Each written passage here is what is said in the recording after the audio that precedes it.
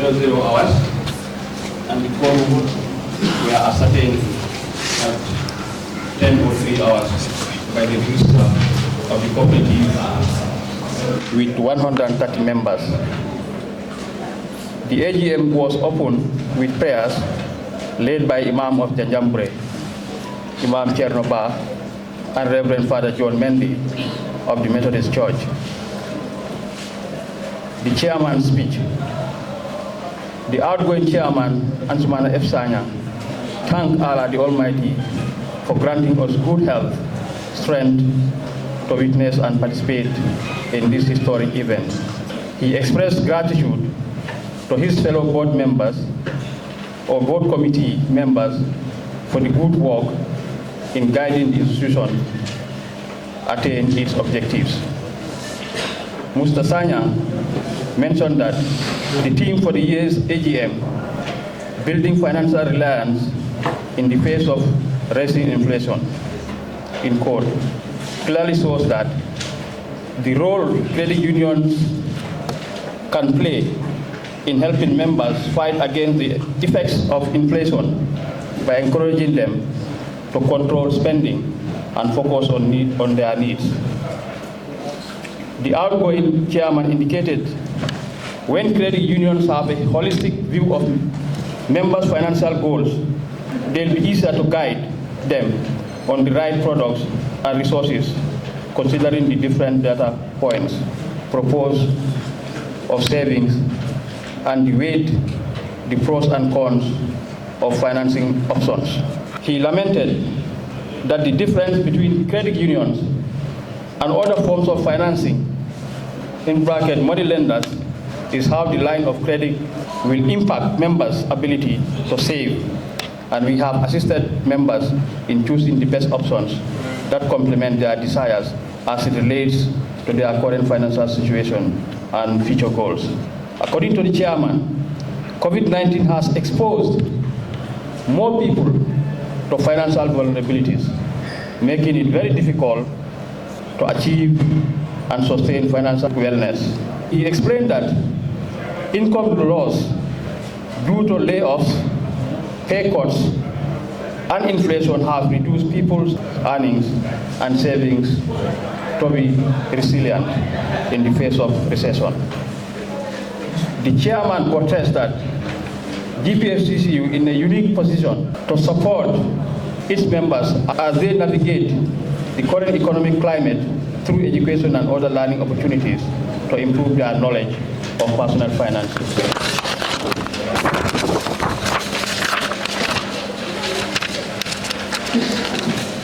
He stated that accomplishments registered in the year 2021 gave us the perspective to communicate and engage members in evaluating past activities, determine successes, and ascertain our fixtures and work towards a remedy. Board meetings. Mr. Sajan stated that the year under review revealed the unyielding of the board in its obligations through the monitoring of committees and management in retaining GPFCCU position within the financial market. This trend shall continue as part of its oversight functions and in line with our 3-year strategic plan 2022-2024 to achieve the institution's goal. On growth, the outgoing chairman mentioned that the membership has grown from 11,873 in 2020 to 12,973 in December 2021, which shows an increase of 9.6%, and called for the expansion of the common board in business areas to strengthen our services across the regions.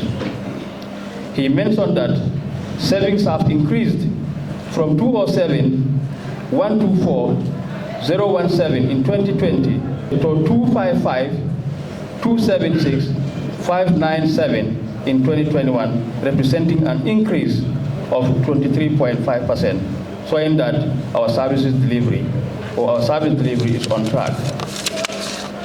Member loans. On members' loan, Mr. Sadan indicated that the demand for products and services propelled the board to initiate new loan products like car and building loans in 2021, which paid huge dividend and led to increment in loan applications.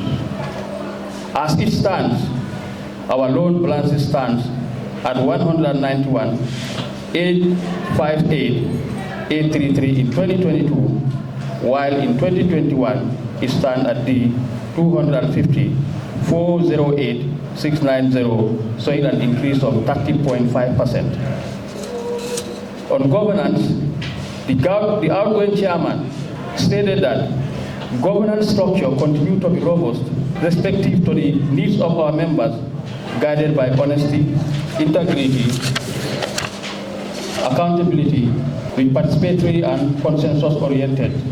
That leads to cohesive organizational structure to serve the voices of the most vulnerable in our decision-making process. He challenged the outgoing board or the incoming board chairman to exercise decisiveness during the implementation of policies and accountability process. Expansion and innovation.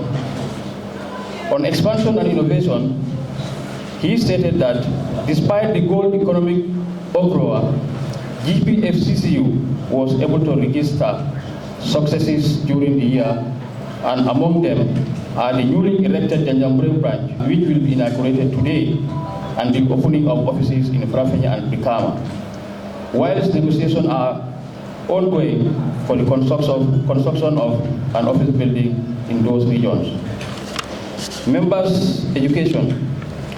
The outgoing chairman reported that GPFCCU have trained members in their financial engagements to tackle unforeseen issues through the provision of methodologies in making the appropriate decision in their future economic activities to meet its target of training 750 members in their areas of business specialization as enshrined in our strategic plan 2022-2024. Training and capacity building. Chairman Sanyang lamented that the credit unions shall continue to scout the right caliber of professionals in their various capacities to overcome any future challenges. As a result, we participated in building the capacities of our staff to furnish them with the latest business techniques and skills. Such exercises will continue to pump new ideas into the progress of the institution and boost service delivery to our members. On staffing, the chairman told the members that due to expansion in the regions, the delivery services members in June 2021, 5 new staffs were appointed to the positions of tellers to improve efficiency as GPFCCU saw the necessity, guided by well-trained and capable minds, to maintain the status quo. On strategic plan, the outgoing chairman posted that in November 2021, a retreat was conducted to formulate a new strategic plan for 2022-2024 to guide the institution for the coming 3 years and focus on expansion, training of staff, technology and provision of robust services through innovation. On the GPFCCU estate, Mr. Sanyang lamented that the phase 2 project is on the pipeline as site visits have been conducted in 2 places and payments have already been done. However, efforts are being made to secure more plots for a good number of our members, and allocation will start henceforth. This is in line with promise made to members that will continue to work on providing plots at affordable cost.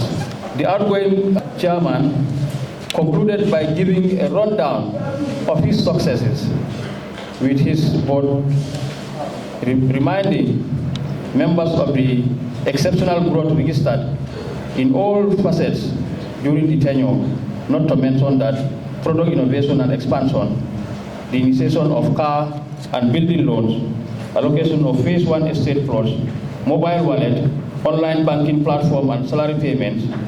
He pleaded his successor to work on fulfilling his legacy of bringing services to the doorsteps of members by securing a piece of land and building it in Farafenye and Brikama. Chairman Sanyang finally expressed his heartfelt thanks and gratitude to his fellow past and current board and committee members, management and staff for their invaluable contribution toward the successes registered during his tenure. So, speech by the representative of NACCUG. So during that past AGM, there was a representative from NACCUG, and I will read out what he mentioned in that particular day. Deputizing for the General Manager of NACCUG, the Operations Manager, Mr. Yankuba K. Toure, stated that the past 3 years, credit unions under the guidance of NACCUG and other state regulators supported the development of members through the convenient and reasonable accesses to financial services, and GPFCCU is an integral part of that success from the inception. He explained that AGMs are signs of good governance since it provides the opportunity for members to exhibit their democratic rights and further shows how transparent and accountability the board is to members. He noted that GPFCCU board has demonstrated effective and efficiency in their system of governance that yielded these successes. Mr. Toure pointed out that inauguration of the Janjanbureh branch is welcomed by NACCUG as it will complement NACCUG's rural penetration drive in providing financial services to members and the community. He narrated that access to finance can accelerate economic growth, create marketing opportunity, and help uplift people out of poverty. He stated that as a financial cooperative owned, managed, and controlled by members, we should demonstrate our uniqueness as a non-profit and non-charitable, and the value make our movement the preferred financial services for many people. Mr. Toure indicated that the disadvantaged access financial services through the credit union system, which increase their income levels and assets and reduce their vulnerability to external shock. He noted that the theme for this year revealed the global financial and economic challenges faced by credit unions with an inflation rate of 13.2% in October 2022 compared to 7.8% in January 2022. He advocated for the upholding of the credit union of operating principles as GPFCCU continues to grow, and urged the board to maintain the standards for the benefit of members.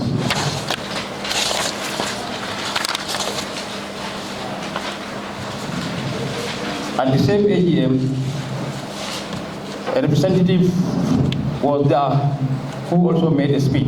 This representative was from the cooperatives. In his speech, the Registrar of Cooperatives, Abba Sankare, stated that the importance of AGM cannot be overemphasized, as it is mandatory for all credit unions in accordance with the Cooperative Societies Act 1990, Cap 50.02, for credit unions to give a fair picture of the state of affairs of the institution. He indicated that the principal activity of the credit union is to promote savings and granting of loans to members. Mr. Sankare lamented that this year's theme, despite triggered by calamities, shows credit unions rendering services to its members during these difficult moments. Notwithstanding, government efforts in pegging inflation under 15%, whilst online banking, mobile wallet will ensure financial inclusion and build resilience. He stated that financial statement shows a lot of achievements in terms of membership savings and loans, which are great development as it has generated income for the institution. He advised management to be comprehensive, but to prioritize members' needs. He finally disclosed that the Department of Cooperative has been re-established and will be operational in January 2023, and to enhance regulatory roles and responsibilities, and the provision of structures for the new department. he once again renewed his office's commitment and support to the cooperative credit unions in the Gambia. Speech by the Inspector General of Police. The Commissioner of Police in Janjambure, Commissioner Julde Camara, who represented the Inspector General of Police, expressed delight to be part of the 23rd AGM and witness the inauguration of the magnificent edifice of GPFCCU in Janjambure. He stated that the presence of a multitude of members, especially from the community, is an embodiment of significance attached to this event and an opportunity to hold the board and management accountable.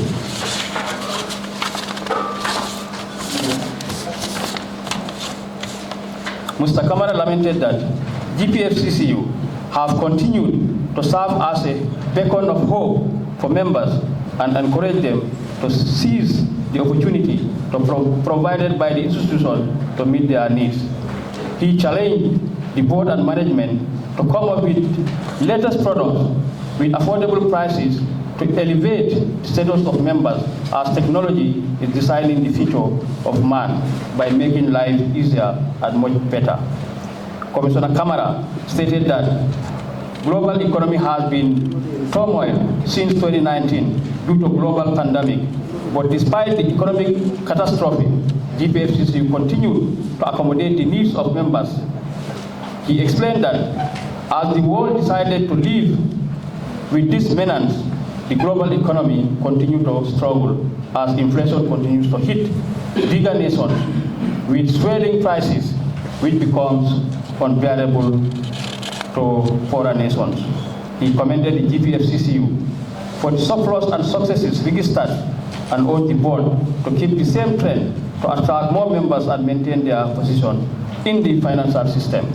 Commissioner Kamara expressed his special thanks and appreciation to staff for their hard work and dedication in registering such achievements. He finally challenged the incoming board management to redouble their efforts and work on opening the common board to widen its base, but at the same time have strict laws and loan recovery policies. The Minister of Interior was also at the same AGM, and I will read out what he said on that day. The Minister of Interior, Honorable Seyka Sonko, expressed honor and delight for the opportunity accorded to him as the guest speaker on this auspicious occasion of the 23rd Annual General Meeting of GPFCCU and the inauguration of its new office complex.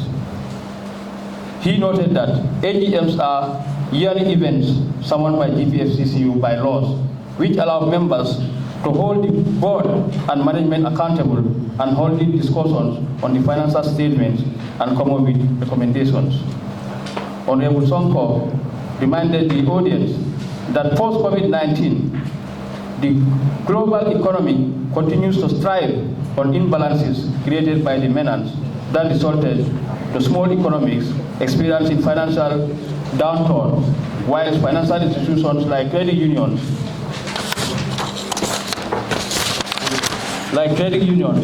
are no exception. He commended the board and management for their efforts during the past years in going extra miles to meet members' needs, especially during grave situations. Minister Sonko pointed out that the theme for this year requires the use of discretions from members to curtail their expenses and prioritize the necessities, bearing in mind the global inflation as it continues to affect the global financial system. He lamented that the structure of governance, pillared by strong policies, have elevated GPFCCU to a resolute position, and this triumph further showcases the breed and caliber of staff serving as bedrock for these great achievements. He expressed appreciation on the effort of management and staff for their unwavering commitment and utmost professionalism, thus earning the trust of the members. Honorable Minister hailed the board for the opening of the common board through a resolution during last year's AGM in Basse to the communities in Janjambure and advised for similar opportunity to be accorded to other communities where GPFCCU operate branches to increase membership growth and create income for the credit union. Minister Sonko stated that the economic changes realized by people in uniform is a fulfillment of its philosophy of people helping people, which demonstrated the one people, one family slogan, and the aiding of various security units in pursuit of their obligations within the community. Honorable Sonko applauded the board and management for the gigantic moves and registered his profound gratitude for being availed the opportunity to address such August gathering. Then after these speeches, there were reactions from members of the floor. And action 1. Alaji Kama Sambu expressed his happiness for the good work GPFCCU is doing since the Jajambure branch was opened, adding that the staff have been very proactive in maintaining members' needs. Also, there was one Karamba Bojang who stated that the assets and liabilities, likewise the savings and loans, are a reflection of the numbers of members in the credit union. Also, Credit Inspector Lamarana Jallo was also present, and he thanked the GPFCCU for the good job and requested for more clarification under the income and expenditure column. The board treasurer, Mr. Ibrahim Adabo, referred Mr. Jallo to page 37, highlighting the decrease in net surplus resulting in the regional expansions and the increase in expenditures due to loan loss provisions. The board chairman added that the rise in expenditure is based on operational costs and expansion. The general manager summarized his response on loan loss and expansion of projects. A former board chairman by the name Yerumbalo also was present, who thanked the board and committee for reaching this far. He referred the board to page 53 on the sudden jump in figures since it is not stated in the report. The board treasurer responded that it cannot be captured in the report since no international training or conferences were attended in 2022, but in 2021, the SACA Congress was attended. The chairman added that the SACA conference is for all credit union movements in Africa, and best practices were learned and interactions made for betterment of the credit union. Also, there was one Alasan Jamanka who congratulated the board and appealed for privacy since banking floor and offices are sometimes crowded and certain issues cannot be discussed openly. The chairman promised him that management will work on creating the right environment for members' privacy. Also at the same place, there was one Mohammed Drame, a former board member, who hailed the board and management for the good work they are doing. He advised management to work on organizing the point of transaction to allow members have their privacy when doing their transactions. The general manager responded that they have done their best in maintaining members' privacy, but added that members should also change their attitudes and help management in that aspect. Also, there was one Lamin Fadera who thanked the board and the chairman for his report. He explained that bank loans are deducted through reducing balance and balance method, and inquire how GPFCCU loans are deducted. The general manager responded that GPFCCU loan deduction is also based on reduced balance method as well.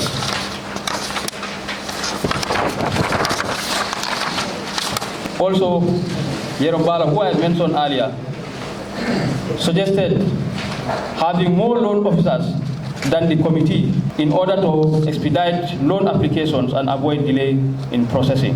On the yearly membership fee, one member, 5K, stated that we never have banks and it is better to pay 300 yearly, which is all inclusive, than pay 150 for transport to collect our salaries. He stressed on management to make sure loans are paid and issuance be based on qualification. One Aliu Jamanka also concurred with Mr. Fainke, but appealed for the fee to be reduced to 200.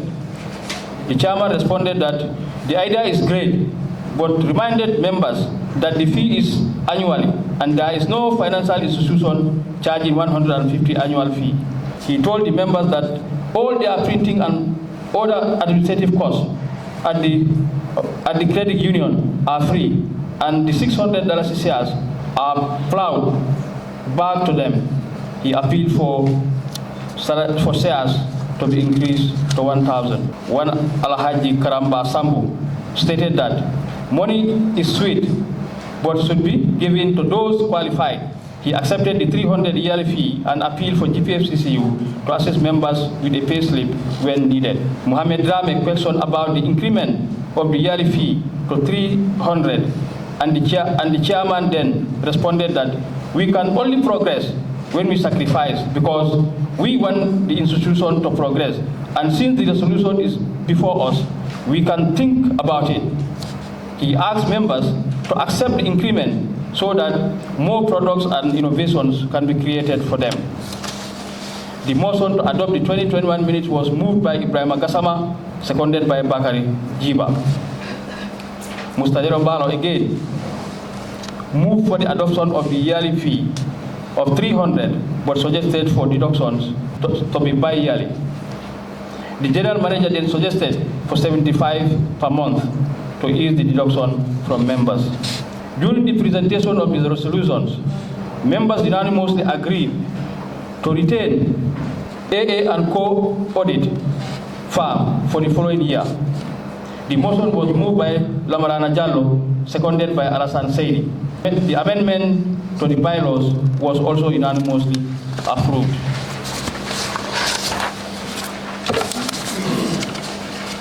Ex-chairman Habibu Sanyang appealed to members to retain the board members that completed their first term. The chairman and vice chairman advised members to be very wise in voting for their choice. Mr. Lamin Fadera moved the motion to allow Mr. Fansu Dumbuya, Mr. Modu El Jallo to continue for the second term, seconded by Nyima Fati. The 23rd AGM marked the end of the term of 2 board members, paving the way for elections. A panel was constituted, headed by ex-chairman of the supervisory Ahmed Fati and Boto Baji as members. The general manager told members that Mr. Ibrahim Sise and Moulamin Jallo are seeking re-election, whilst Mr. Fansu Dumbuya was adopted, but will have to contest next AGM. Then they proceeded to nomination of board members. Karamba Bojang nominated Ibrahim Kamara, seconded by Lamin Manja. Keba Jamme nominated Karalan Jaju, seconded by Commissioner Singhateh. Mariama Dabo nominated Lamin Fadera, seconded by Modu S. Jaju. Ibrahim Aminte nominated Mohamed Rami, seconded by Lamin Kasama. Ibrahim Jallo nominated Aliu Jamanka, seconded by Fatou Sane. The motion to close the nomination was moved by Karamba Bojang, seconded by Buba Fadera. The election chairman, Pasamba Bojang, mentioned the criteria of the process. Among them, nominees should introduce themselves, state their objectives and vision of moving the credit union forward. Chairman Bojang added that the committee shall not accept personnel or institution attack and should introduce themselves only as members, but not the institution or units they came from. Nominees were issued with numbers as their identity, and the first and second runner-up will be considered winners. The elections were conducted and the results were as follows. Mr. Aliu Jamanka, candidate number 1, received 36 votes. Mr. Karalan Jaju, candidate number 2, received 43 votes. Mr. Lamini Fadera, candidate number 3, received 41 votes.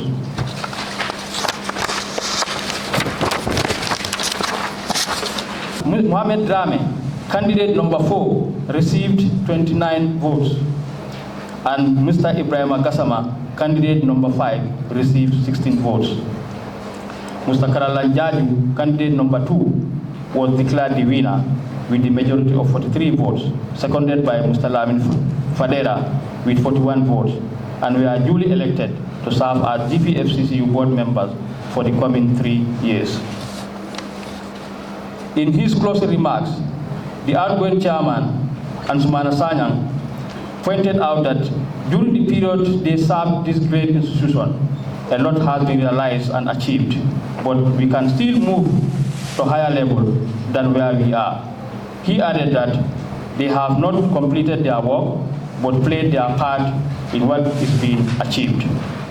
Chairman Sanyang noted that as they retire from their positions, they will continue to keep in touch in facilitating GPFCCU effort. He acknowledged the efforts of his vice chairman in complementing his efforts to succeed in their vision to meet the welfare of members. The AGM ended at 18:26 p.m. Thank you.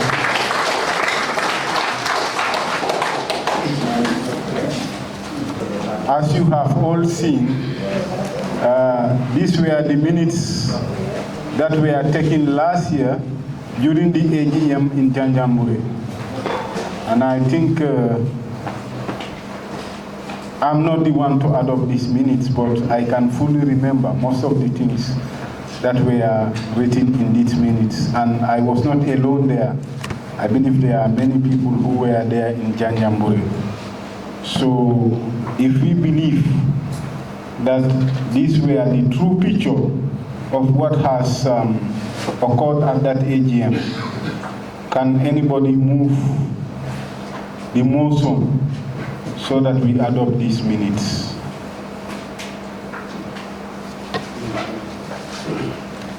Yes. Good morning to all. Good morning, board members. Aside the correction of the minister's surname here, I have another point here where Lamin Jallo and Pansu Dumbuya. I think they're supposed to be on their first term, not the second term. Yeah, they are first term. They are first term, but yes. it is on the minutes that is their second term. To proceed on their second term. Can you take up that correction? Page 11.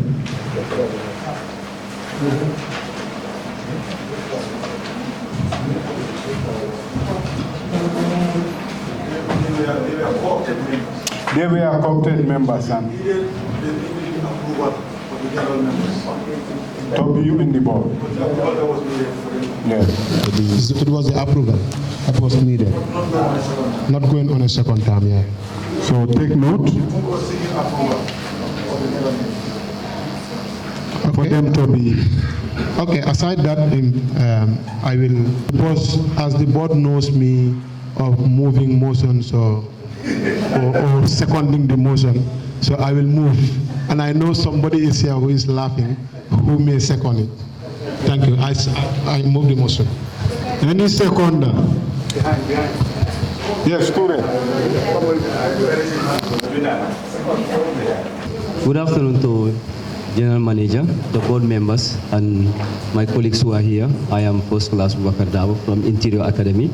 I adopted the motion of supporting the minutes that have been taking place in the last AGM at Janjambure. Thank you all for the hard work, and everyone also who attended the meeting. Thank you to all of you. Thank you.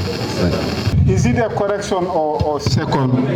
You want to second? Were you at that AGM? You were not there. Okay. Sorry, but we need somebody who was at that AGM. Yeah. Good afternoon, everyone. I am Alassane Diamanka. As the first guy who moved the motion to be adopted, I would second it on the basis that there is an amendment made on the correction, correction, yes. Name of the Honorable Minister to read as Seyka Sonko, not Sanya. Noted. And the other thing is, there was a motion moved by page 10, number 15. During the representation of the resolution, membership unanimously agreed to retain AA and co-audit firm for the following year. The motion was moved by Lamarana Jallo, seconded by Alassane Jamanka, not Alassane Seydi. Okay, it's Alassane Jamanka. Yes. Correction, please. Yes, with a few remarks. The secretary and board members should take serious of such errors, as this is an official document. Looking from last year to now, this could have been rectified. So I therefore seconded the motion to be adopted. Yamanka, that is why these minutes cannot be an official document. As far as we are concerned, it is still a draft until all these corrections are done, and then it is recognized as official and corrected minutes. Thank you for that. Ture.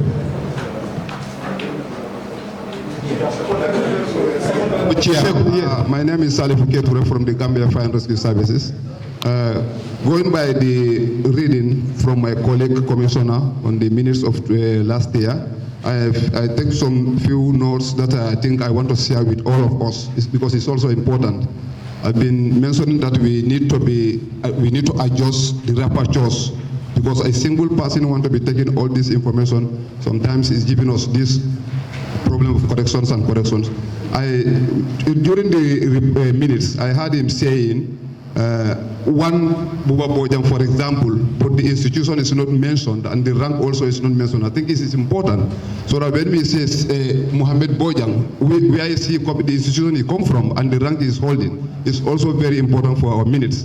And the other point also is, I stand to be corrected, the activity report for last year at Janyampure, I don't know whether it was moved and seconded, I'm not sure, but now I think it is happening today, but I also need to be corrected. Whether this activity today that we are holding in my hand, was it moved and seconded by anybody? I'm not sure, but I stand to be corrected. Thank you very much, yeah. That's where you can see the audited accounts. I think if you go there, the audited accounts were moved and seconded by somebody if you go into the details, and it's the same as the activity report. So I think that is inside the minutes. But thank you. We take note of those things. Usman, make sure that you take their ranks and the institution perhaps they come from, so that we can always have a place to verify. Thank you for that. On that note, I want to thank you very much for adoption of these minutes of 23rd Annual General Meeting. The next on the agenda, I'd like to call on the Treasurer to give his report. Good afternoon, auditors here present. Good afternoon to the Board of Directors and other committees. Good afternoon, ex-board chairperson and other committees. I am delighted to present to you the financial reports for the year ended 31st December 2022. GPFCCU, like any other financial institution, is confronted with a turbulent financial environment that currently impacts the global economy. However, we remain grateful for the years which has allowed us to remain resolute. I extend my warm welcome once again and will now deliver to you an account of the activities conducted on your behalf.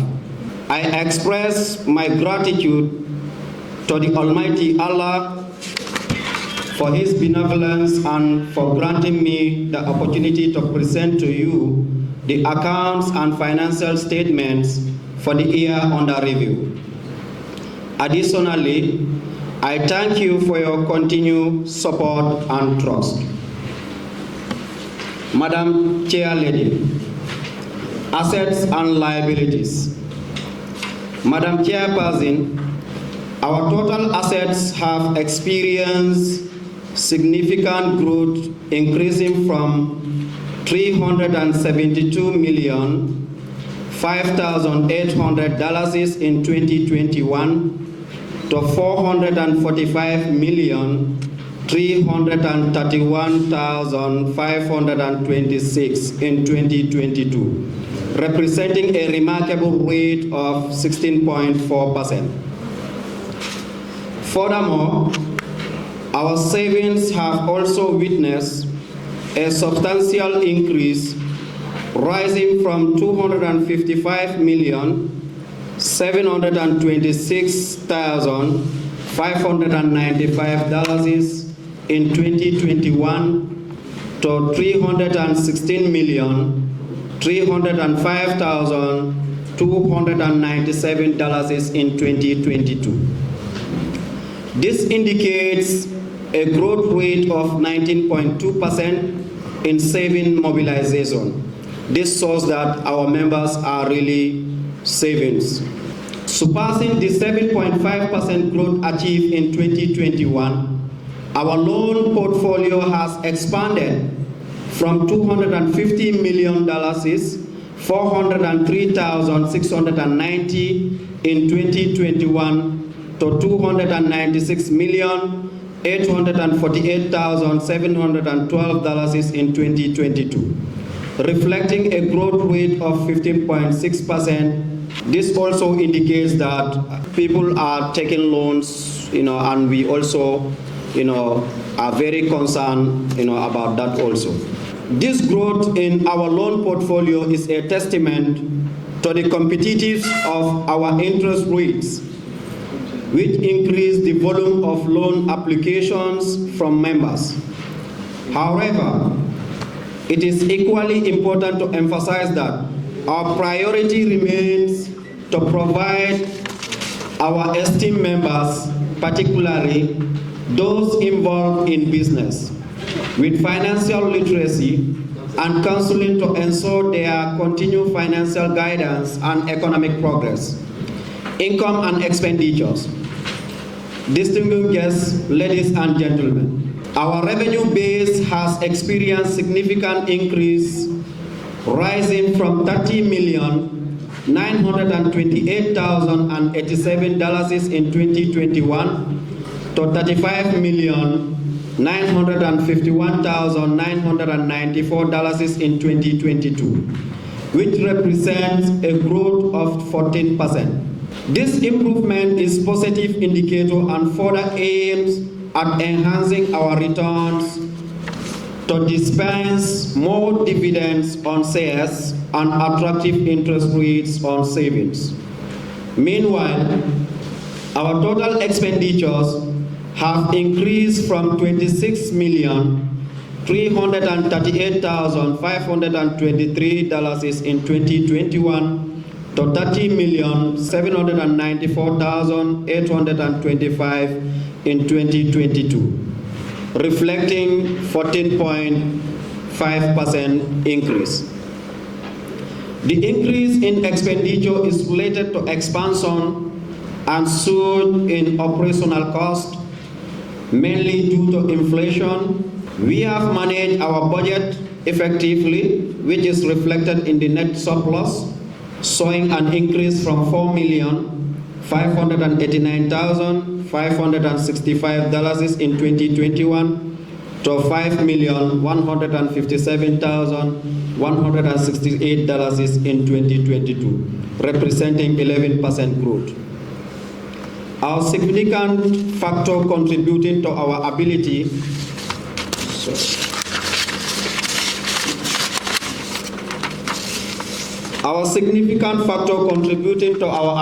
to manage our expenditures in the substantial decrease in our loan loss provision, previously standing at significant figure of $3,604,037, the provision has now decreased from $5,019,381, resulting in an impressive achievement of $1,404,717 on the loan portfolio.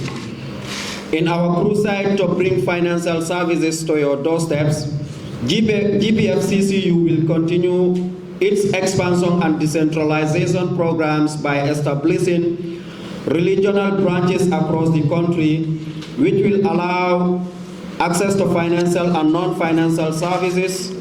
However, none of this will be possible without your unwavering support and contribution, and we solicit your continued support whenever needed.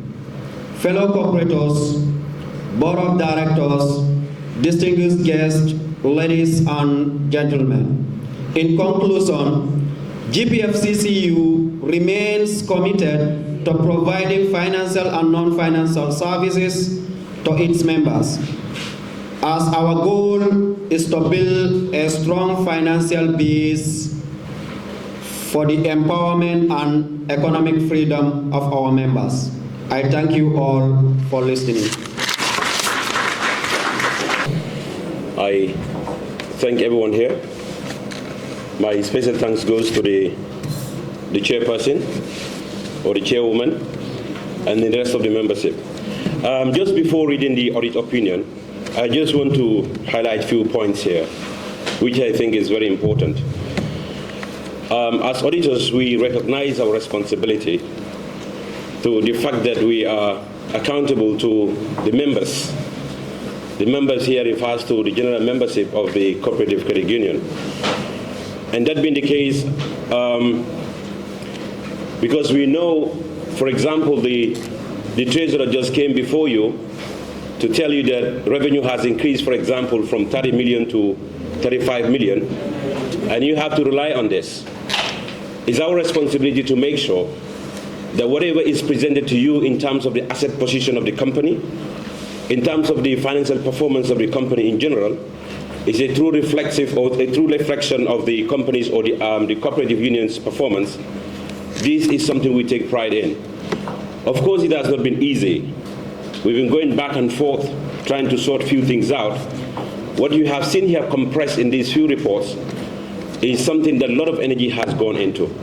Of course, there were some disagreements here and there that we had to resolve, but I cannot go without thanking the entire management under the leadership of the GM, Mr. Singhateh. He's a professional who understands that whatever discussions we were having to get the books right is something that is in the best interest of the members, which he will tell us that I'm here for the members to serve them, to make sure we represent them fairly. I commend the chairman for that. And we also have to commend the entire leadership, of course, through the vision of the chairperson. She's a very strong lady. She has been very supportive from the very beginning. We thank her too for the support, and we express our sincere gratitude to the entire management team, particularly the accounts department. We say thank you very much for this report. Now to go straight to the points, I'll read to you the opinions of the audit report. I'm not sure what page. Okay, here I have it on page 27 of the report that you have. The report reads, in our opinion, the financial statements have been properly drawn up in accordance with the Companies Act 2013, the Gambia, so as to give a true and fair view of the financial position of the Union as of 31st December 2022 and of its financial performance and cash flows for the year then ended. Signed, AA & Co. Chartered Certified Accountants, dated 11th of October 2023. On that note, Chairman, on that note, the GM, and all of you, the members, I thank you very much. Bye. Sometimes we are worst of friends. We and them sometimes it's like we want to fight, but at the end of the day, it's in the best interest of the members. But a lot of things happen behind the scene before we come out with this booklet. Thank you, Mr. Chairman. Next on the agenda, I'd like to call on the chairman of the supervisory committee to come and give his report. To my fellow board members and committees seated here, I would also like to seize this opportunity to say good afternoon to you. And we are hopeful that things are going fine, and we will also roll them down very simply. I am here to deliver a speech on behalf of the Supervisory Committee of the Credit Union.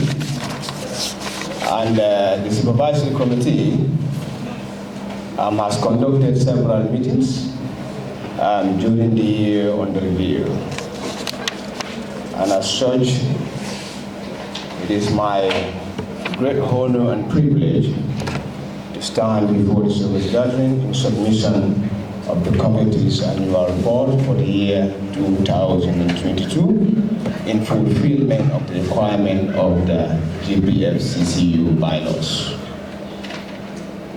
It is the mandate of my committee, that the Supervisory Committee, as enshrined in the bylaws, to ensure an oversight function of the bank and management, and so ensure total compliance to the rules and regulations that governs the day-to-day affairs of the credit union. In light of the above, the committee held its quarterly sittings at the head office, and several issues used to be discussed as it is a routine activity. It is an activity, like I said, is the oversight body responsible of regulating or trying to monitor the affairs of board, management, and everything that goes in and out of the credit union on a daily basis. Part of what we've been doing was to look at the big loans that normally, raise our eyebrows. These are priority areas because they go in the big amounts, and we definitely need to know whether they have been done or they are complying to the regulations that are supposed to bind us together. In accordance with Article 48B of the bylaws, the majority of the committee's meetings have been devoted to special loans, as I have already stated to you. To be honest with you, these are areas that we don't want to blind ourselves against, because these are areas that could ruin an institution overnight. And as such, we look at them almost all the time. Sometimes we are the credit union, for your information, not even on meetings, but just to pass by and do some work around these areas because it's important. It has come to the committee's attention that member financial awareness has been encouraged and promoted in terms of providing guarantors by loan applicants. We've been always looking at this area because some members do not know the purpose of appending a signature on someone's loan form. And the credit union has done its best to enlighten members the purpose of guaranteeing somebody. Failure for the loan to be paid, the guarantors take charge, and that is something that we as a committee must have to look at to see whether something is done on the background. Otherwise, we will continue hunting each other on loans that are unpaid. Board activities. The Supervisory Committee had a series of routine supervisory checks, as I said earlier on. The work we do for you is routine. It is the same thing that we continue doing over and over, unless and until we have seen some discrepancies that are not in line with the rules and regulations governing us, then we can choose to do so. Otherwise, we continue to do what we used to do over and over to make sure that things are on a level playing ground. The Supervisory Committee had a series of routine supervisory checks on the board's activities vis-à-vis its decision as per Article 48A of the bylaws. This has empowered the Supervisory Committee to check whether the board has properly fulfilled their functions during the year. To this effect, we were privy to minutes of the board's financial dealings and other activities of the general composition of the GPFCCU in earnest. Now, I'm taking you to land for estate. We've mentioned it here over and over. To an extent, our Honorable Minister had to set a light to it in order to find out if he can help. it is brought to the notice of this committee, that is the supervisory committee, that management and board are making tremendous efforts to secure land for GPFCCU Phase 2 estate scheme. The intention is to ensure that every member of the union owns a plot of land. This committee does not only observe that the board is involved in scouting out for land, but also conducted some routine checks on the invoices, the quotations, and payment slip of most of the inventories and assets. Okay, on the side of confidentiality, my committee conducted assessments over the issue of consistency in confidentiality, which is also routine during financial and non-financial transactions involving multiple members at the same time. Hence, confidentiality is a fundamental right. This committee is hereby advising management to be more vigilant and responsive to secrecy. Finally, under my chairmanship, the Supervisory Committee would like to seize this opportunity to show its utmost profound respect to all members of the Gambia Police Force Co-operative Union, and also to my co-committee members for their determination and commitment in executing these very important tasks. I thank you so much for your kind attention. Thanks so much. Good afternoon, Madam Chairperson. Good afternoon, board members. Good afternoon also to ex-board chairpersons present in this hall today. Good afternoon, members of the credit union, police credit union present here. I am here before you to give you a report on the activities of the Police Loans Committee, Credit Unions Loans Committee. The Loans Committee meets on a weekly basis to review and evaluate all loans applications that have been approved by management or the loans officers to ensure that the loan policy has been adhered to during loans approval. These evaluations assist in enhancing compliance and decreases loan delinquency. The committee conducts this screening in accordance with the credit union's bylaws and loans policy guidelines. The committee updates the board and management weekly on these activities, observations and conclusions regarding issues pertaining to the assigned task, and fill all minutes for future references. During the period under review, loan amount of 207,335,478 was approved, and this includes all loan products. What that means is, apart from individuals coming on for their money in terms of, but there are other loan products like motor bicycles, it talks about mobile phones, etc., etc. I'm sure some of you members who have been coming to the credit union are acquainted with the various loan products that is available for all the membership. However, some loans were rejected because they did not fulfill the conditions for granting such loans. In addition, the committee, in collaborations with the loans officer and DSIK, a German institution granting loans totaling to 2,804,002 under the entrepreneurship loan scheme.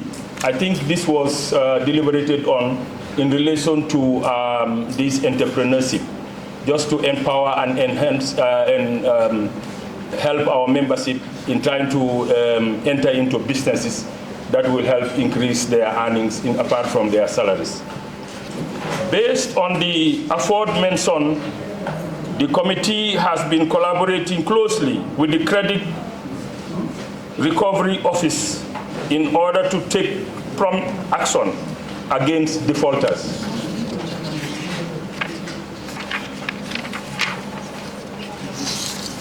On observations,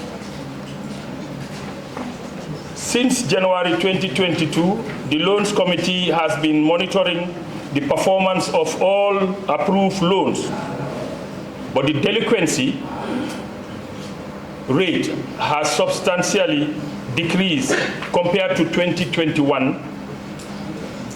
Nonetheless, there will be no space for complacency, as we will relentlessly pursue any member who fails to fulfill their obligations. Other speakers here talked about the need for the payment of or trying to service your loans, without which the credit union will collapse. So you don't take loan with the concept that you will go back way, and then you leave other people who actually were your guarantors to suffer in trying to service loans. They actually just voluntarily tendered their signature to guarantee you for a loan. That practice should be discouraged. We are here to help each other, and in helping each other, we definitely have to help guarantee each other because we have accounts at the credit union. So I encourage people who actually tendered their signature for the purpose of guaranteeing somebody for a loan, please ensure that that person services that loan. Otherwise, the inconvenience will fall on the person himself who guaranteed the loan. This is something that we should not be trying to make our own people suffer. The difficulties. The committee requires resources such as laptop to facilitate access to Abacus application. The committee, most of the time, rely on the expertise of staff to generate and prepare pertinent reports. So the committee members also need software training. In other words, what we are trying to say here, the committee requires some training so that we can enter into the Abacus software system without us having to rely on the staff at the credit union working to be able to generate reports that are of our consumption, that is need for our consumption. In conclusion, in terms of verifying loan applications in accordance with policy guidelines and in collaborations with the Loans Office, the committee is performing and doing their utmost. So this is where I end this speech. I thank you very much for your kind attention. I would thank him and say congratulations to her. And secondly, I have a suggestion with you.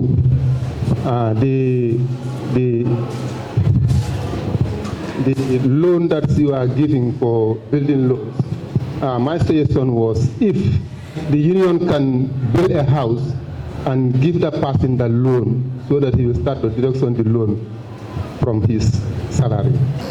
On the issue of the suggestion that you have made with respect of, building house rather than giving loan, I think this building loan has a policy.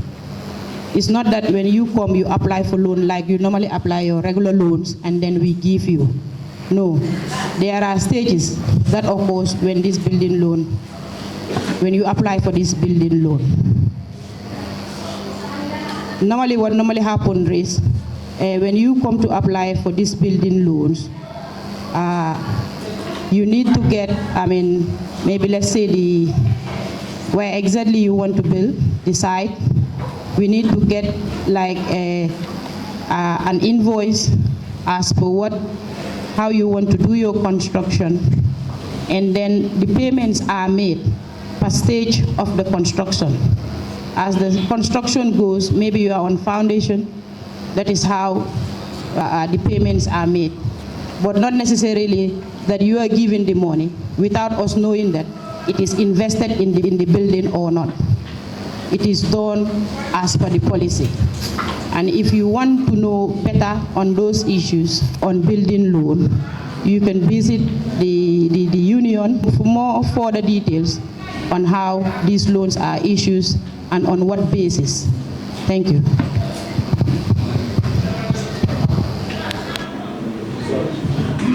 Okay. I think the question is all about whether the union can come up with building scheme. Like for instance, to build a house for members to come and at least go in for that scheme. Like we will already build and later the members will be deducted accordingly, if I understand well. Okay, yeah.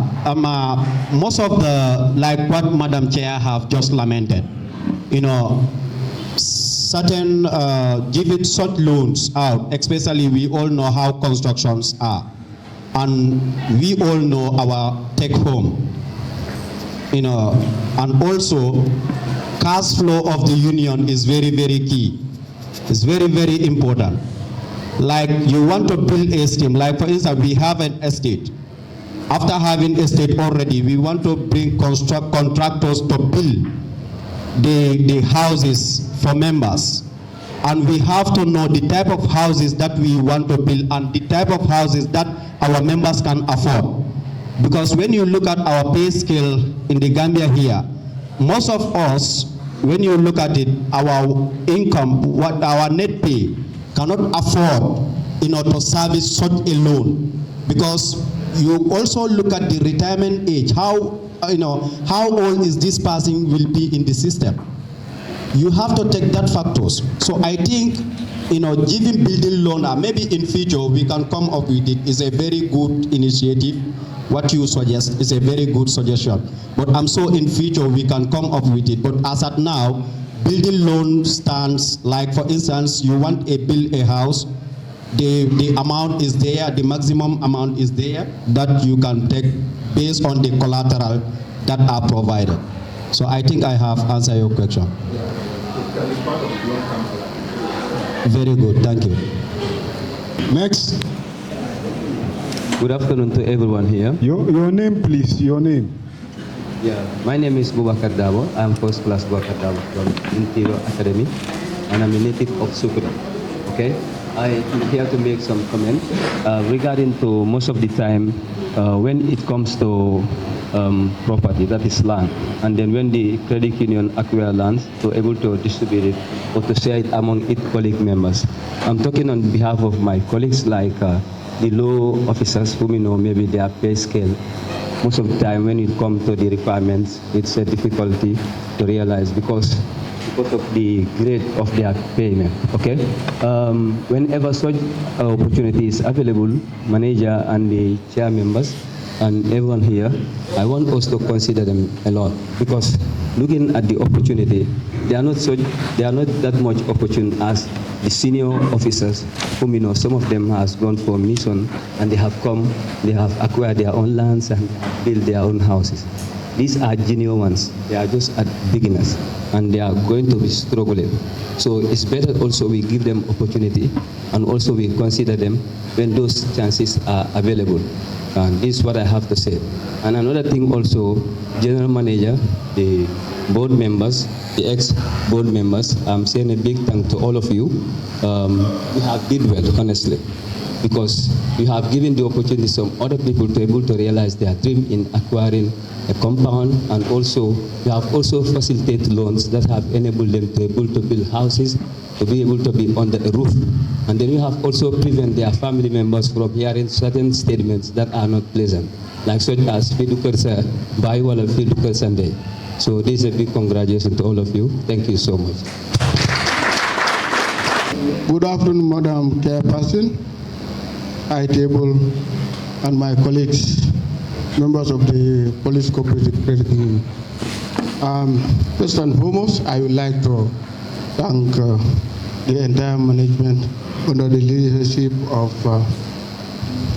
Mr. Singhateh and the entire staff for their tremendous work they are doing. The credit union is really growing very well. I know we have some challenges, but if we come together, we'll be able to address those challenges. I really want the effort of the board with regards to members to get access so that their salaries will be transferred to the credit union. Because this will really add value to the credit union in terms of revenue coming in and out. Because there are really frustrations with regards to transferring your money to your transfer of salary to the credit union. Myself, I have suffered tremendously with regards to transferring my money from the bank to the credit union. Finally, I decided what is going to happen, but I made sure my money to be transferred to the credit union. My salary to be transferred to the credit union. And finally, it was done. But I know there are really obstacles. What is the problem? It's only this country, the Gambia. I was in the United Kingdom more than 3 years. If I want to transfer my money anytime, it's done. What is the problem? Whether the central bank is the one who is putting this pressure on us, controlling banks, let us know. If the information is clear, we will know what approach we will take. What is really disgusting, people want to transfer their accounts from one account to another account. They don't want to accept that because of selfish interest of commercial banks, which is unacceptable. And I think it's the right time for this body, because you are representing us, whether what mechanism the board is going to look at to address some of these things, so that most of our officers who are even coming as new employees in all the services, they can receive their salaries through the credit union. Because we are also growing. Look at the teachers' credit union. Most of the teachers in this country are collecting their salary from the teachers' credit union. What is us?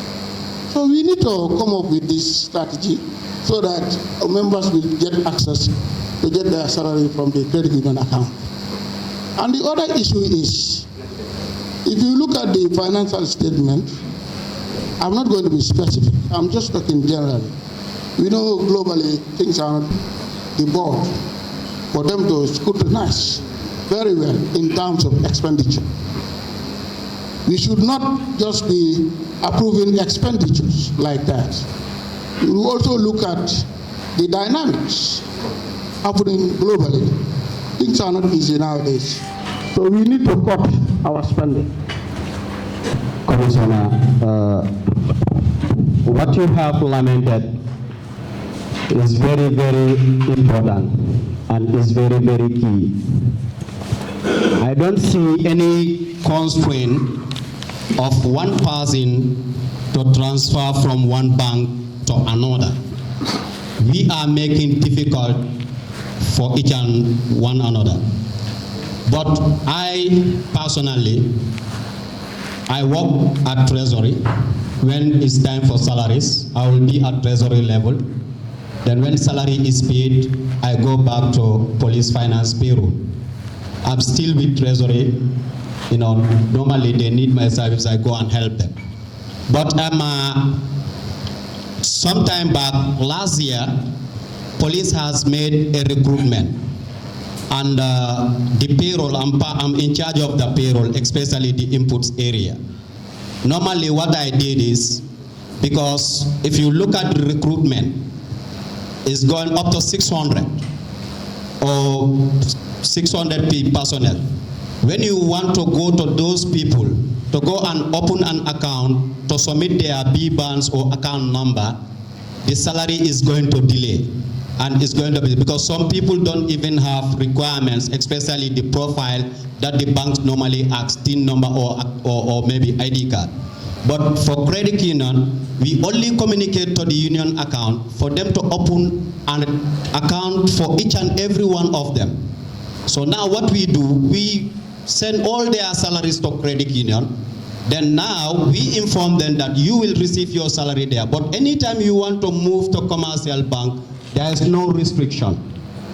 The only thing they can do is you need to have clearance. So when you are moving from commercial bank to credit union, first of all, the bank needs to give you clearance before Treasury effect that transfer.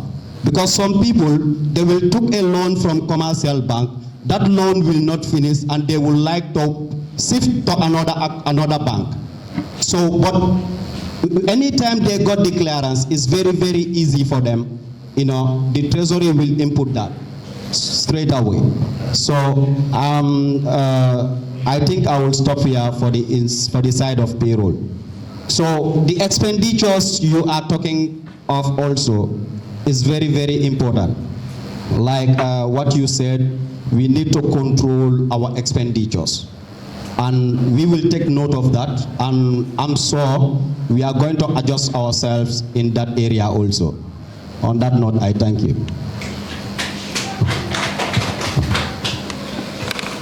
Okay, just to elaborate on the expenditure side, I think one thing we need to understand is the credit union is growing and is expanding.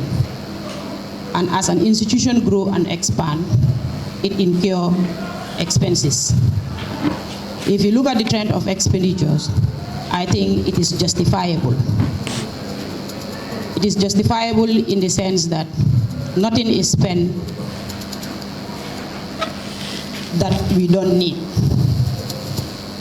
All expenditures that we've incurred are expenditures that are needed to be incurred by the union. But due to growth and expansion, we need to incur expenditures. And then looking at the trend in how things are moving up. Today, you will buy things for $1. The next minute, it rises almost 50%. So obviously, gauging between those lines, expenditure will always rise, as you see in the comparative figures you have between 2021 and 2022.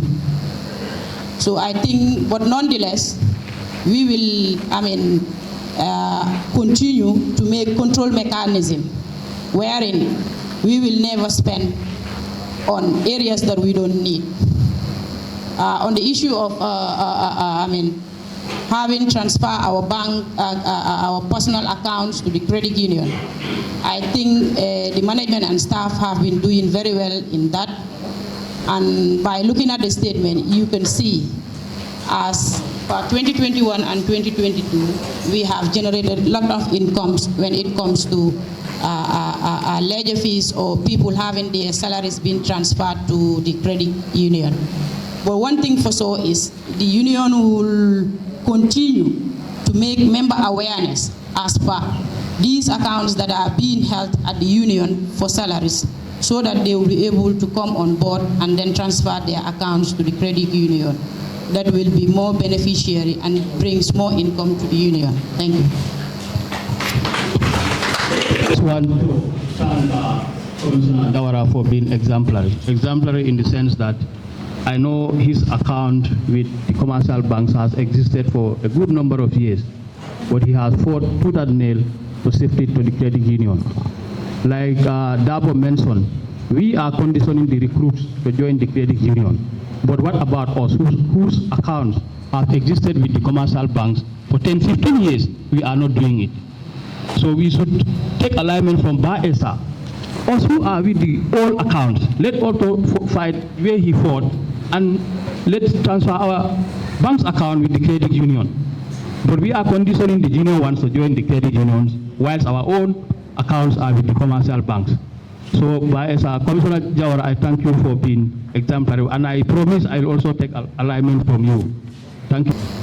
First of all, I would like to commend the performance of the board for the past years. I was a chairman of the supervisory committee, and I left almost 2 years, 6 months, and then upon arrival, honestly, I couldn't believe the achievement. Some of the projects that I left, and then how far the board, with their foresight, have got to achieve those things. I think they deserve. We applaud their commitment and then the part they are taking the credit union towards. I think that is very, very commendable.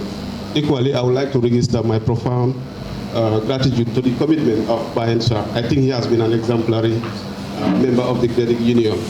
He's always coming on board, and then he's always speaking his mind, and essentially, I think he is one of the members who deserves special commendation. Although everybody deserves that commendation, but Bayan Shah, I think he's one of a kind.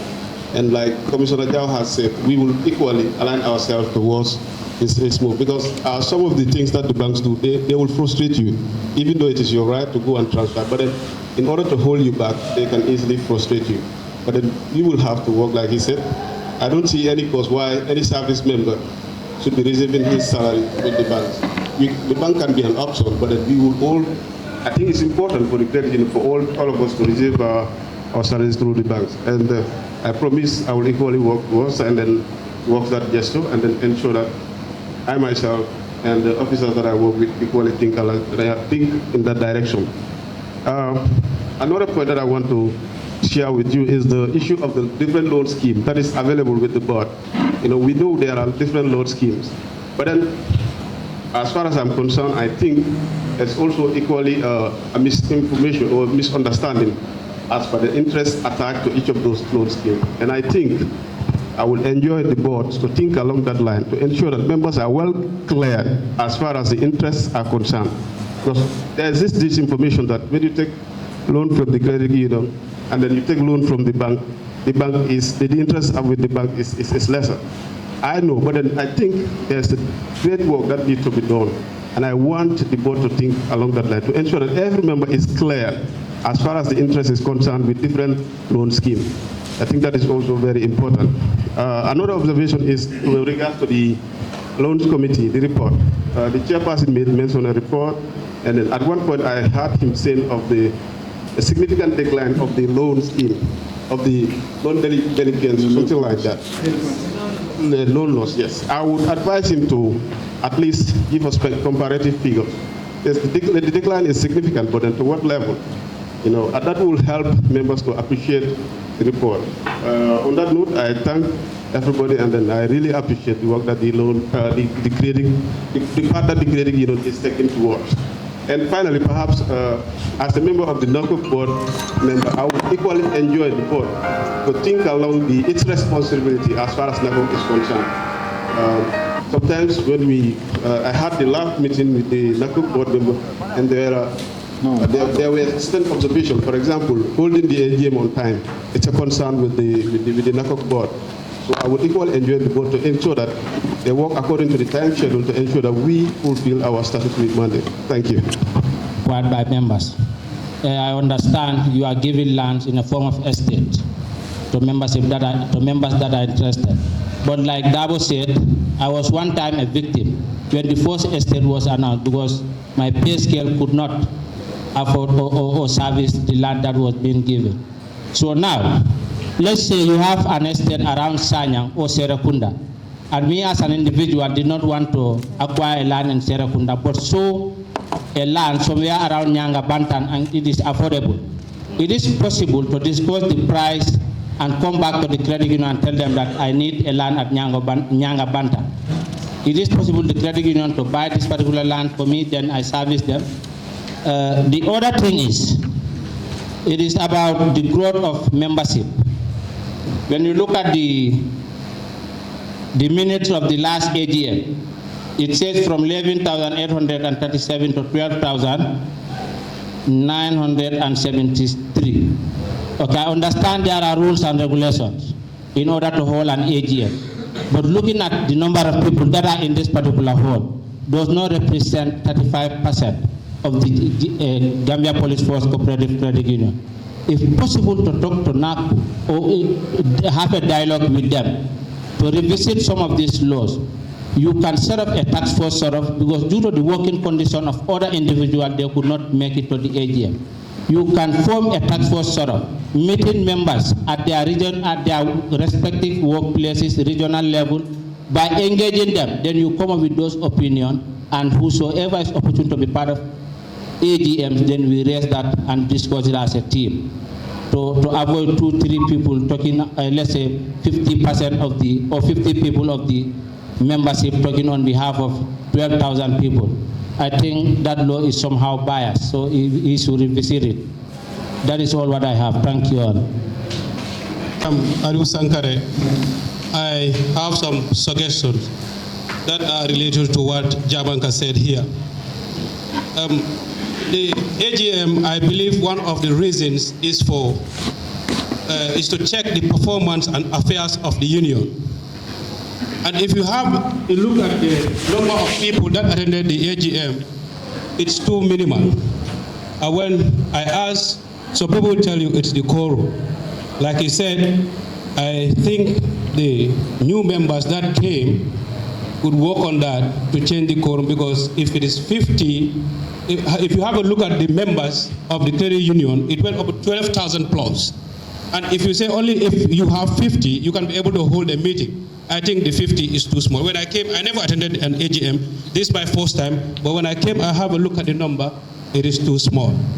2 is the language we use. There are people who could not understand the English language. I think it's better to check if you can be able to speak in languages that everybody can understand. The number is small. The last time that I checked online, your live, we were 4 in number. And I checked again, no one is online. In fact, you are not online anymore. I believe some people did not come because they will not understand what you are saying.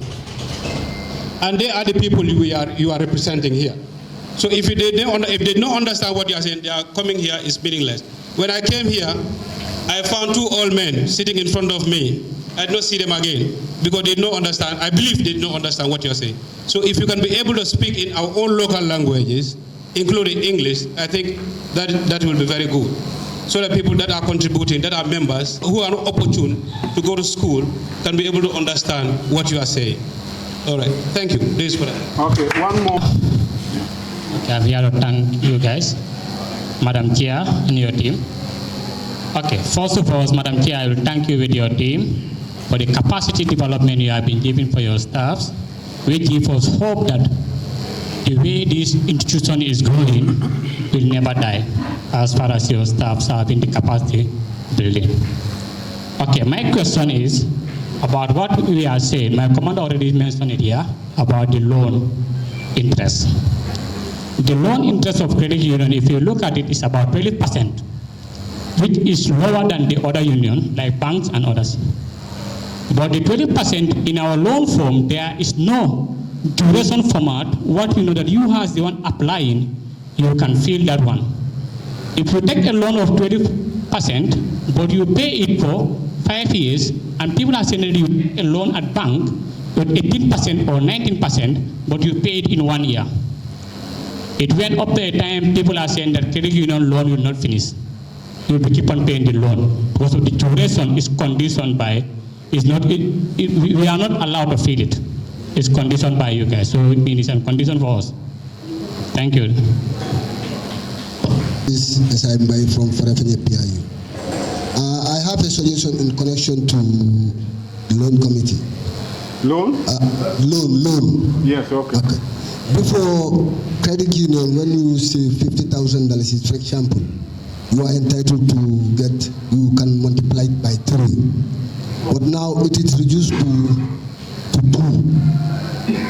Most of the time now, when you ask most of our passionates, they will tell you that they prefer to go to the teachers credit union. Most of them, they join the teachers credit union based on, because that place, when you have a saving account of $50,000, you are entitled to have $150,000. To me, you have to look onto that. Board, ala baraka. Management, ala baraka. Members, ala baraka. Lafta diamula about attendance. Attendance have been a challenge for credit union for a long time.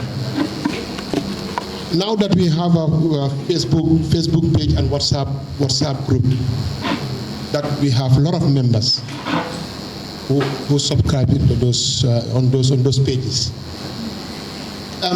If TAL comes in and say there is salary, if I pass through the credit union, it's full to capacity, more than the number you have here. And the same information is passed about this AGM on those same pages, coming to scrutinize the monies you're paying, the monies you're banking with the credit union, and you still want us to go and get you in your houses. It all boils down to attitude. Let's have this attitude of coming to scrutinize what belongs to us. This credit union, when the general manager for NACCUG, before he started his speech, he said, credit union, happy family. Happy family, credit union. We are a family. We come together, we came together to form a group, and this group is mobilizing funds, and these funds belongs to us. These people you see here. Yes, last year, I was sitting on this high table here as the vice chairman of credit union. Today, I'm X. Tomorrow, they will be X. Some of you will be active. Let's take ownership of what we have.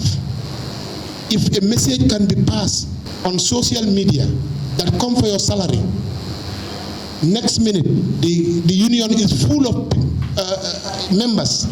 How about coming to scrutinize the accounts? Thank you very much. As chairman for in our three WhatsApp groups, I think what we have close to 400 members. Our 158, when we announce, before say, the people that normally come are more than this. And we use the same channel of communication. So to say that we don't hear the AGM, or the news is not there, it's not it. It's about interest. What interests you? Yamaka told us they have to come in here consistently, as I and others, to rate them.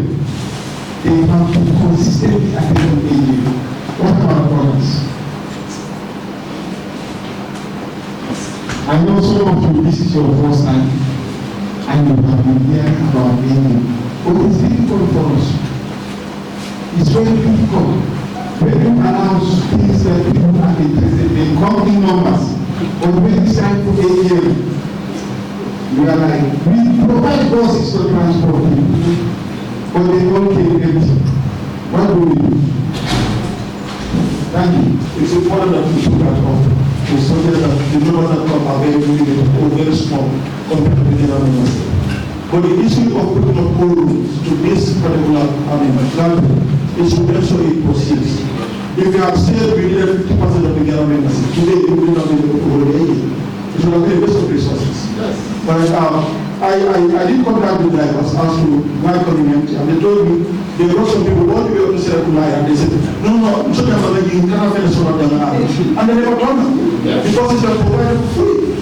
Alright, and the AGM should be of interest to all of us. Alright, I can tell you one thing because of the lack of attendance here is as a result of no elections to board members. Alright, that's also paid. That also has contributed to long way. Alright, I remember we went to Jajambule. In fact, the first AGM we held in Massapopo. Alright, the numbers were booming. Alright, because there were elections. Some people were interested. In Basse, it was the same thing. In Jajambule, the same thing. If you are able to have over 300 to 600 people in Jajambule, I think we would have been able to have a greater number than that. But the thing is also there is a sense of satisfaction from the general members. Most of us are only interested in the services that are provided for us. Once the services are upcoming, all that we need them, we don't care about the rest. So we don't even want to hold them accountable. We only want to ensure that the services that we request for are given to us. But we need to change this. But yes, we need services. But then we should also remember that we put in our money. We should know where our money goes. We should know at the end of the year how much we are paid in interest on our savings. We should know how much is spent out of the whole money that we had put up together. All right, the annual dues were increased last year.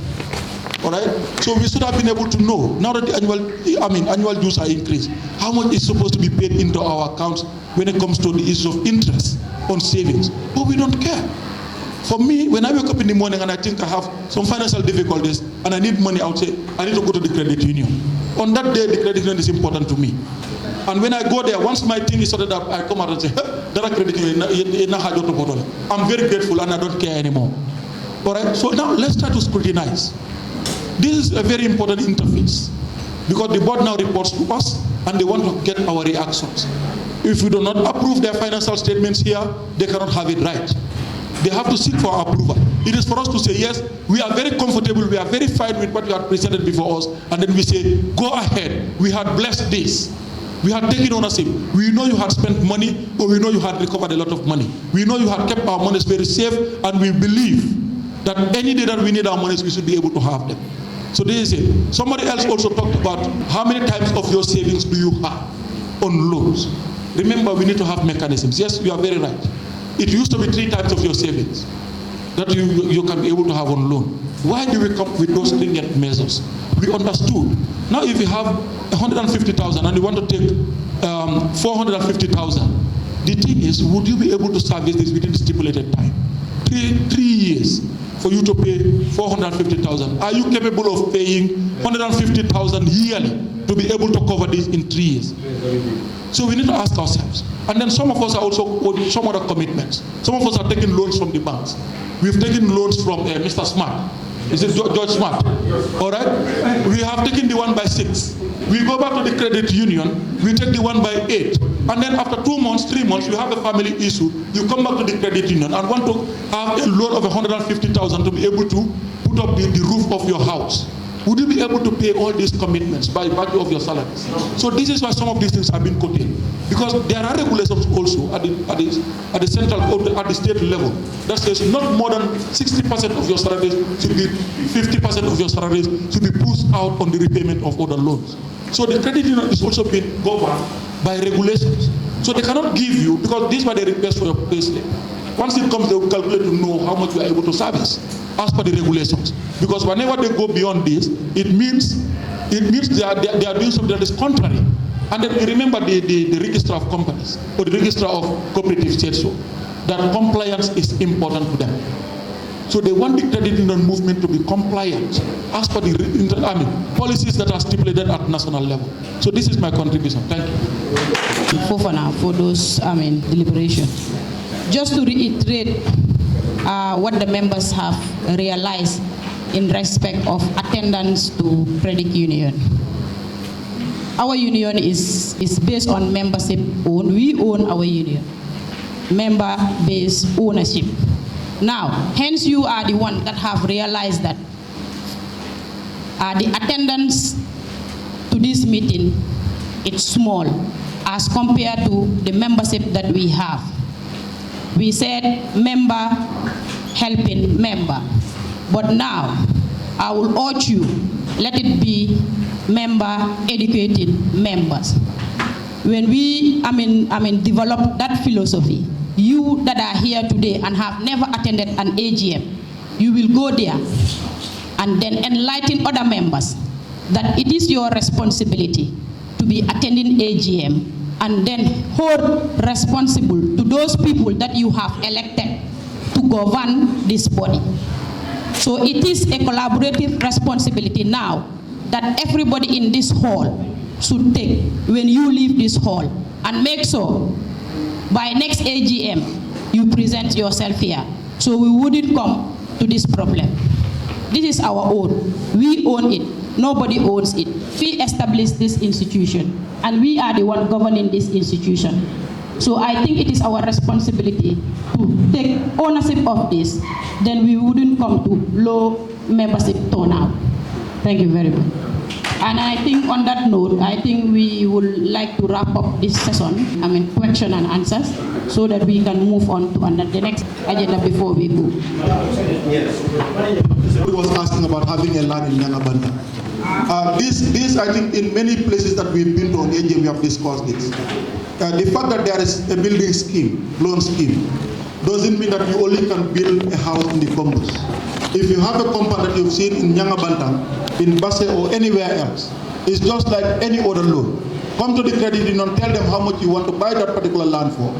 If you are capable of servicing that particular loan, they will buy and then you come and service the loan. So that is very clear, wherever it is in the Gambia. Madam Chairperson, board members and the general members, good afternoon to you all. I am Usman Jangha of Kololi Police Station. And I would just compliment the team for the laudable services that you have provided and still continue to provide to the people of not only the police force, but I can say to the Gambia, to the entire Gambian population. Because if you are serving me, you are serving my family. And if you serve my family and all families are served, then the entire Gambia is served. Yes, getting to the attendance, even I myself, today, I nearly changed my decision. Because the information that I got was Kanifing. And when I get to Kanifing, I was informed that the venue was changed to Bako. And it's possible that if you have this smaller number here, it's as a result of what? The venue being changed. Because the information that we have was Kanifing. Well, but when we say Kanifing, we all know what Kanifing. It's okay. It's okay. Yes, that's fine. Okay, and I got from the manager, and he indicated that the greater source of the income of credit union is by loan. And I believe we can have other sources. And very tangible sources for that matter. It is said in Maninka,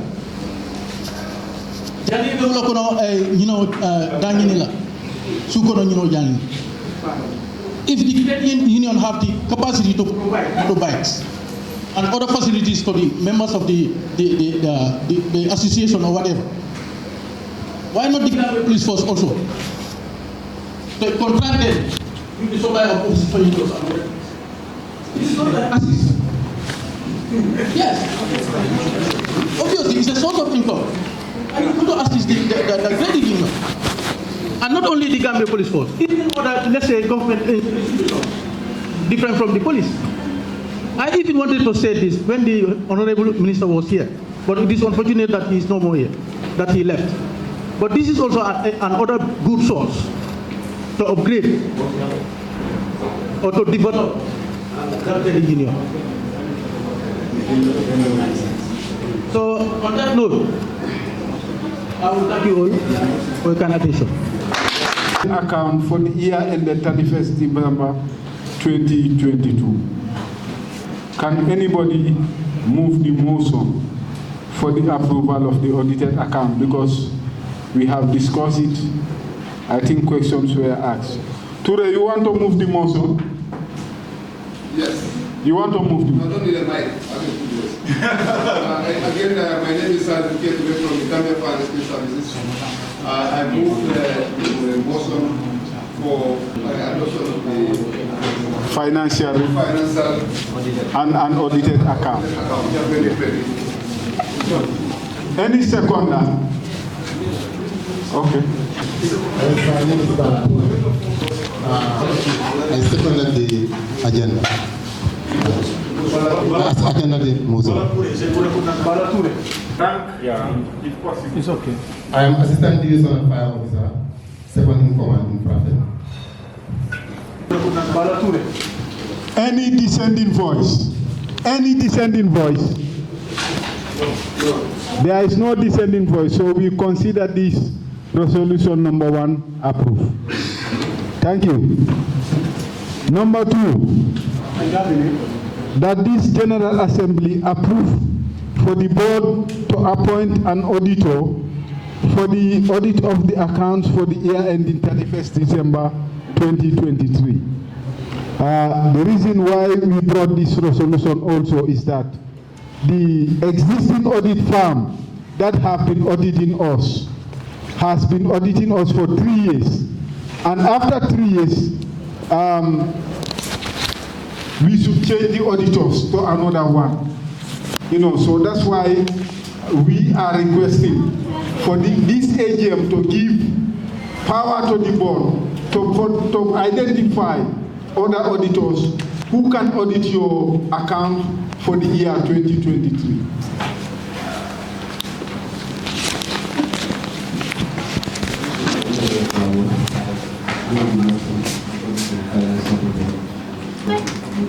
You move the motion. Okay. Any seconder? Once again, my name is Honorable Seyka.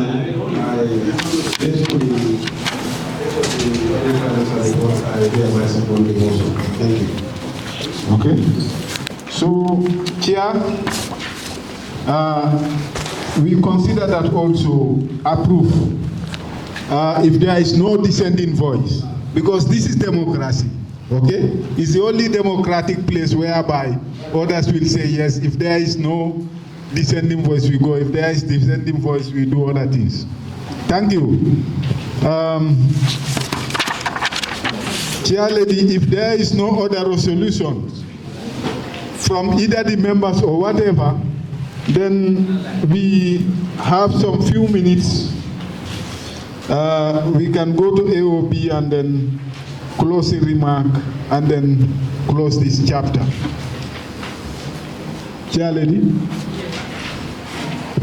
If you check on page 10 of last AGM's report or minutes, number 10, we talked about the suggestion of the increase of shares from 600 to 1,000. Yes, I think this has been there. It was a suggestion that was made last year. Yes. So I don't know what is going to be the General Assembly's view on that particular issue. What he's talking about, if you look at the minutes for last year, our members here is at $600 per annum for every member. And there was a suggestion in last year's report that we move the annual here from $600 to $1,000. But this is something that has not been done yet. It's not yet done. So we still want to do that.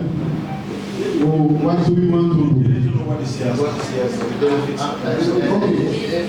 That's why I say let's everybody can. I believe everybody can speak English here. Yes, most of the people. Yes, doctors allow me. They want to know what is SIAS. SIAS is what makes you a member of the credit union. Because if you don't have SIAS, automatically you cannot be a credit union. And this SIAS keeps on growing annually, and you cannot touch it except if you are exceeding the credit union. So it's another form of savings for you, the members. That you will not touch, you will not do anything with it except if you are exceeding the credit union. And even if you are exceeding the credit union, in fact, you may still allow. In some credit union, you cannot even take it, but you find somebody to buy your shares, and then you sell your shares to that person. That's how it will go. But for now, we have not introduced. But it also helps the capital structure of the credit union, because these are funds that people cannot easily withdraw, and it helps the credit union to build that capital to be able to do a lot of things. For example, if the share base is increased, we can buy more land, we can do more things, so it gives us the capital base of the credit union. Right now, you can see the share base of the credit union is 56 million as end of 2022. So that's what we are talking about. Yeah, we should talk annual. What about you? My name is Kojo Daniel. Actually, manager, before I would push this to say yes, I would still ask whether you guys are going to make it a freeze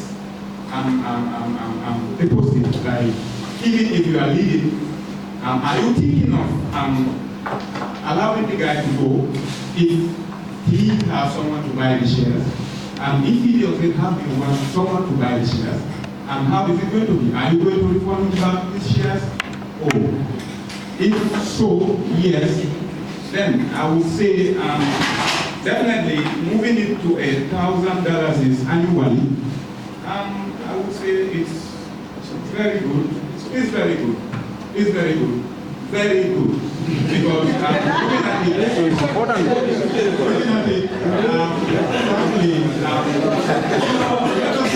it's in finance. Do not look at this is annually, every year. It's like you are giving less than $100. Every month, $100. Anyway, to me, I would say it's above. Very above. Also to $640,000. Seconded by Kojo. So now the resolution is on the table. Yes. Did anybody want to move the motion so that we approve this resolution? Usman, take note. I am Alassane Diamant, and thereby moving the motion for the resolution to be adopted. I also have a question. This was in my mind for the scale. What I want to know is, let's say I have a loan of 150,000 million. Unfortunately, I passed away. Is this liability going to be shifted from my guarantors or? No, there is LSDS that normally takes care of this type of loans coming from disease. So normally it is not paid by the guarantor, but it's paid by this LSDS. LSDS take care of the loan outstanding balance supposed to be paid by the disease. Yeah, just to add, Chair, the loan you contracted at initial taking of the loan must not be more than 200,000 for now. If you take any loan from the initial taking of the loan, not the balance, it is not more than 200,000.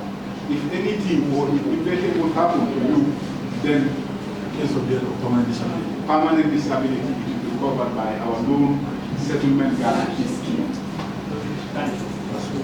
But you are not dying now. Coming up with a solution to say we should look into the way we conduct elections. Yes. By electing our board members. Yes. It's good that the board come up with criteria in order to avoid that push and pull within institution. Yes, yes. Like someone already said here. Yes. When there was election, you would have seen different individuals and push and pull. Others will be in fact doing campaign to an extent of pulling out money paying them. So it's good that we come up with criteria to say whosoever is going to be a board member for the GPFCCU union, you must have ABC criteria to be a board member.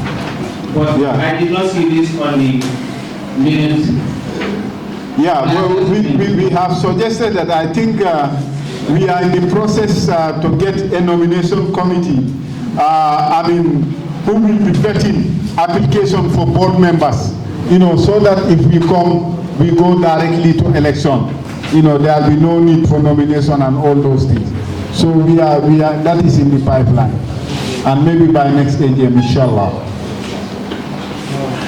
I just have one proposition for you regarding someone made mention of the plans that we have in So on the estate plans that you have, maybe you can also consider buying plots in the property area, because a lot of people are not staying here, they're from the property. So they would love to have houses in their respective areas. So if you could consider having estates in those areas as well. I'm sure it's not going to be something that will happen now. We have 3 estates on the pipeline along the Greater Bangalore, or we can think of having it around the process and then sure. That will also help our members who are in those areas that will want to have a full Thank you.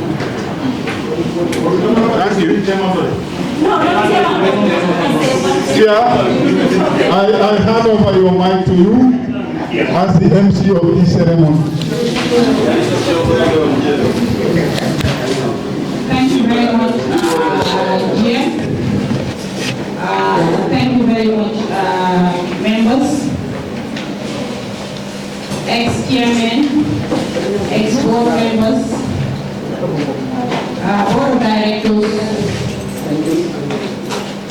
and management. I think this year also we have registered a great success in this financial year, and I want to thank the staff, particularly under the leadership of the General Manager, who have done really well and making things happen today. Without their dedication and commitment, it would not have happened this way. But I also want to believe this is a long journey, and it has started somewhere. And there were people that were there to make sure things get started. And the success that we are registering today started yesterday. So I want to say a very big thank you to those of you that were here before as board members that have taken this union to another level. We just taking the party, but then we will also have a way wherein we will also hand over the party for continuity. On that note, I want to thank everybody who have given time to come here, participated, and then given your valuable contribution, which we have honored and we have taken note of. On that note, I want to thank everybody and then declare this meeting